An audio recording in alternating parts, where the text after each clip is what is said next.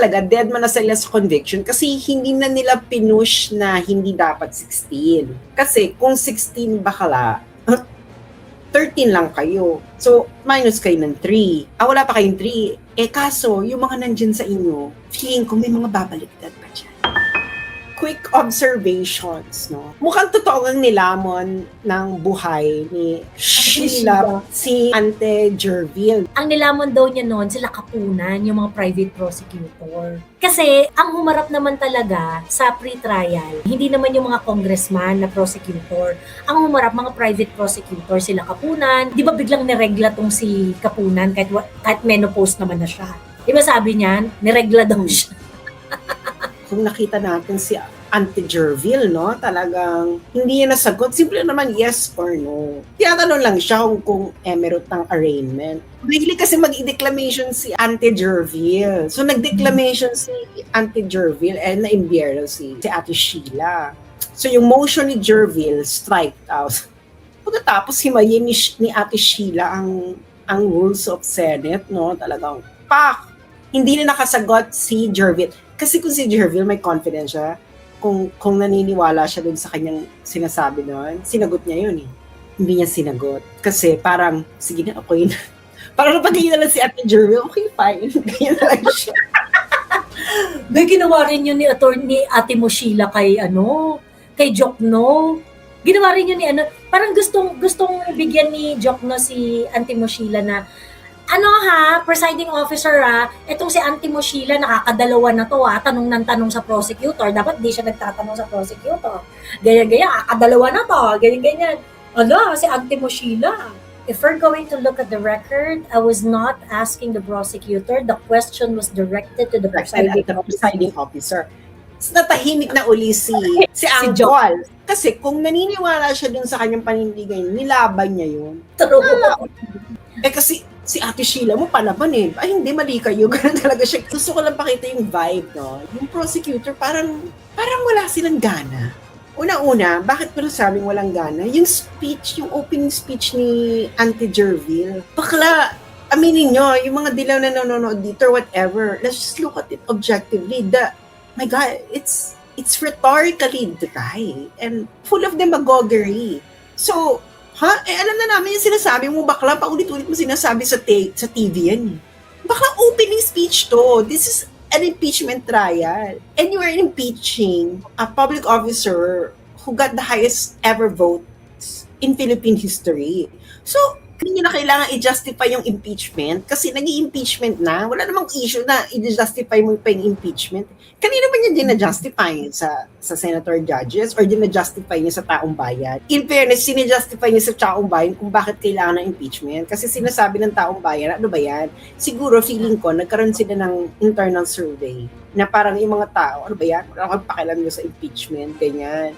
Siguro ganun yung internal survey nila. Kaya siguro ganun yung speech ni Jervil. Kaya nga mga umpisa niya, para sa mga driver sa OFW, siguro iniisa-isa niya yung sinurvey nila na, hindi namin bet yung impeachment. Wala naman kinalaman sa buhay namin yan. Ganyan. Parang ganun yung eksena.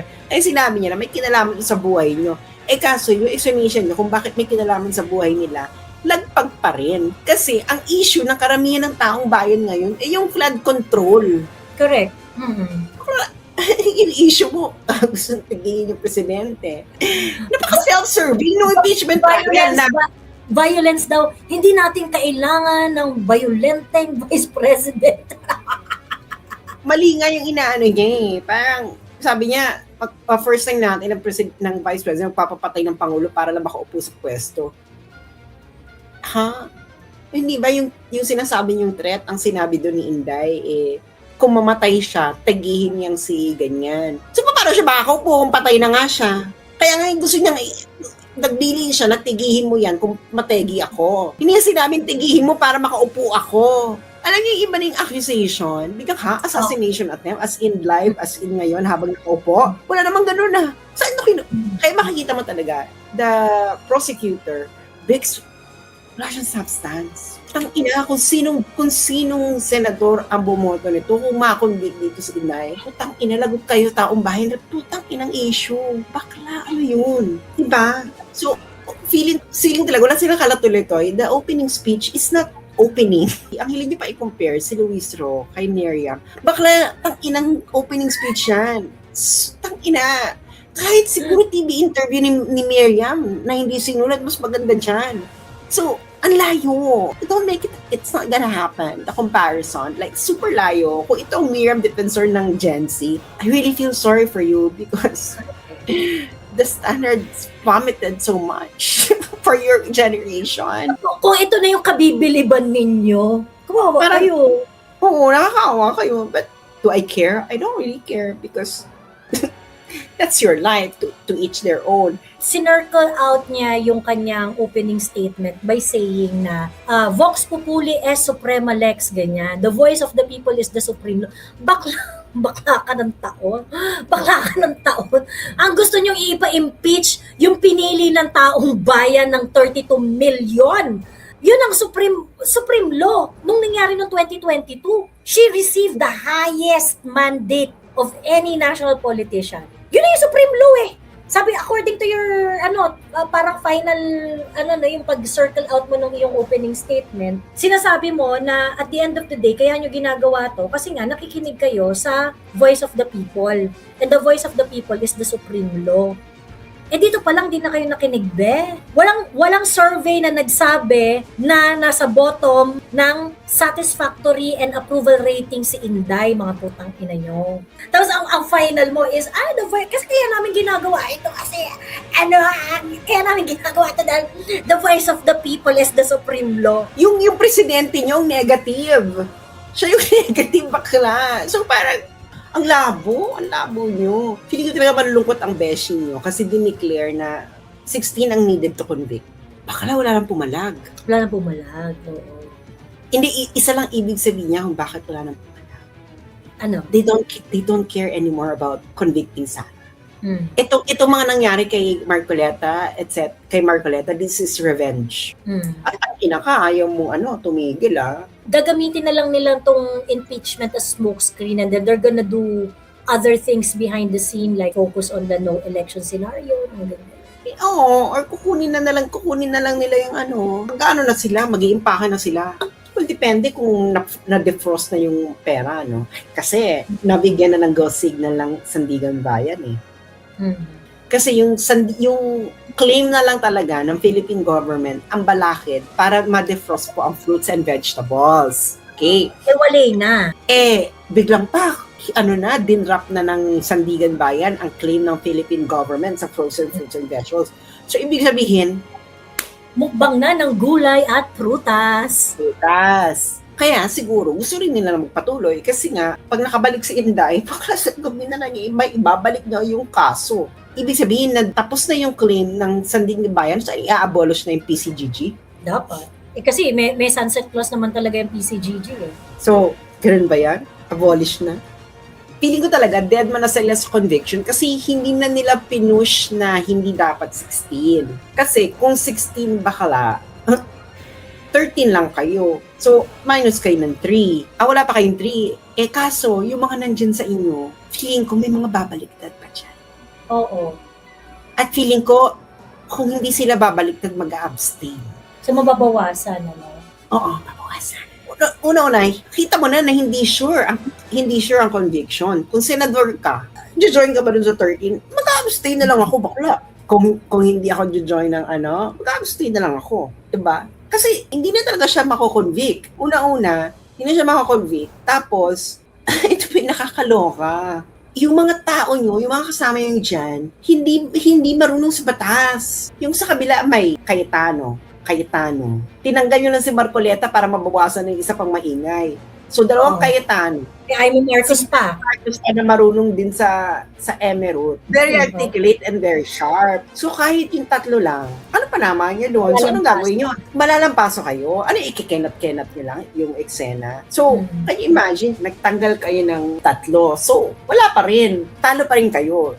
Kahit yung 13 pa, bumoto ng solid to convict. Short pa rin kayo ng tatlo. Sino na may papalipatin nyo? Ano sasabihin nyo kay Bato? O bumoto kayo ng para ang package deal ba dyan? O para maangat natin itong mga level. Kasi, sino pa yung tatakutin ninyo? Bakla kahit ikulong niyo yung minority, hindi pa rin kayo mananalo. Tulog nyo kami lahat, bahala kayo, ano gagawin sa Senado? Bastusan na, pero yung Senado, nung walang pumalag sa 16, girl, kaya lang nila tinanggal si Marcoleta kasi gusto lang talaga nilang bawasan ng mananalag. Kasi this is already a game of ang gusto lang talaga nilang gawin dito is okrayin lang talaga nila. Wala namang bagong lalabas dyan, girl, sa mga ebidensya nila, ng mga nilagay nila sa impeachment trial. Ano mo gagawin ninyo? O yung BIR tax record na gusto nyo na meron, pinabalik. Tapos gusto nila ng bank statements. Parang, bakit gusto nyo ng bank statements? Bakit gusto paliwanagin yung tao ng tungkol sa kanyang wealth during sa impeachment trial? Unexplained, kasi hindi explain sa inyo. Is there even an impeachment offense? Because, Joey, bakit ganito yung wealth mo? Ay, hindi mo sa akin in-explain. I-impeach kita. Diba? Ha? Pakialam niyo sa pera ko.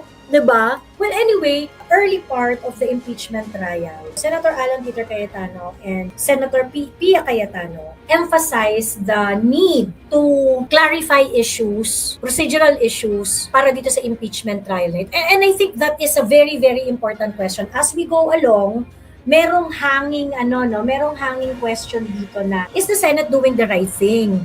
Na-mention ko na to earlier nung live na pinanonood natin yung impeachment trial. Pero napakalaki kasing tanong nito. Napaka-importante nung tanong ni Alan Peter at saka ni Pia Cayetano. Dahil, if you remember, nung June 3 na merong special session, nagkaroon ng amendment ng impeachment rules kung saan nag-agree ang mga senador during that special session na maaari silang mag-elect ng presiding officer. Well, Senate President is the default presiding officer, pero pwede silang mag-elect ng presiding officer na maaaring pagbotohan ng mga senador na present. Majority of the senator na present. Why is this a very, very important question? Because it's going to attack the very legitimacy of the entire proceeding. And I'm so glad we have two lawyers on our side.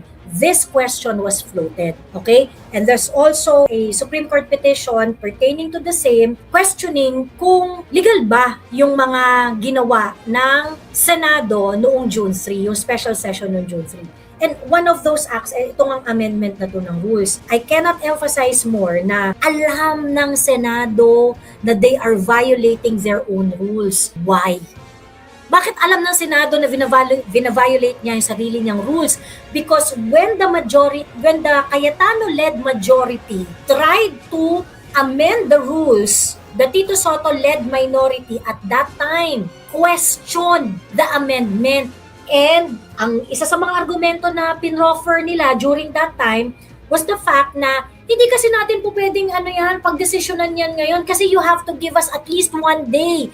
Senate rules provide na pag mag-change tayo ng rules, you have to provide the rules that you want to amend, the provision you want to change, and the amendment that you propose, and then give us at least 1 day bago pagbotohan yung amendment na yan. And so that is why, if you remember, yung very, very day na yan, May 3 yata yun, na session, na plenary session, yung nag-walk out yung minority, yung nagtawag ng walkout tong si Zubiri. Meron po tayong ebidensya na naiintindihan ninyo na vina-violate nyo ang sarili nyong rules. Nung kayo na ang majority, wala nang 1 day. Same day pinropose ang amendment, same day inamend ang rules. So what is that? Your rule says, prior to that amendment, your rule says that it is the Senate President who stand to be the presiding officer during the impeachment trial. And this is something that is in accordance with the Constitution, not because the Constitution outwardly proposes it na Senate President ang magiging presiding officer, but because that is the intent of the framers of the Constitution. So, dahil nga hindi naman talaga nakasulat na Senate President ang magpe-preside, pero pag tiningnan mo ang intent ng framers ng Constitution, klaro-klaro that Senate President stands to be the presiding officer. So, there is a huge question on the legality or at least the procedural the procedural consistency nitong impeachment trial na ito. That has to be settled. Ngayon, ang sinasabi nila is, kasi wala naman, hindi pa naman nagsasabi ng TRO ang Supreme Court, keneso. It's beside the point. Hindi nyo kailangan yung Supreme Court na magsabi sa inyo kung ano ang tama at mali. Kasi, based on your previous actions, dyan sa Senado, alam ninyo na mali yung ginagawa ninyo ngayon pagdating sa pag-handle, pag-handle ng procedure dyan sa impeachment trial na yan. And so, actually, itong first impeachment trial na to, no, it started as a big joke. And lahat ng sa lahat ng aspeto talagang lugi sila dito moving forward. So, I would say that the first impeachment trial offered a lot of positive sa side ng defense.